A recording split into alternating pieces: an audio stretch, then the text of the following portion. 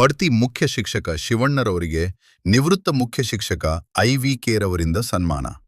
ಚೇಳೂರು.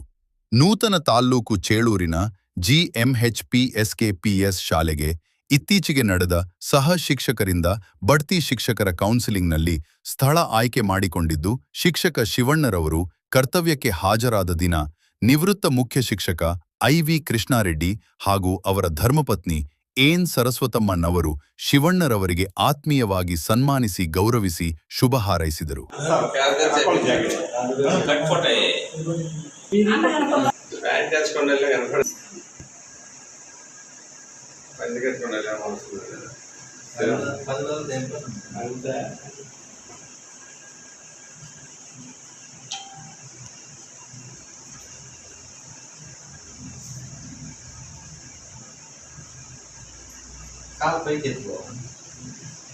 అయ్యా వీడియో వస్తుంది.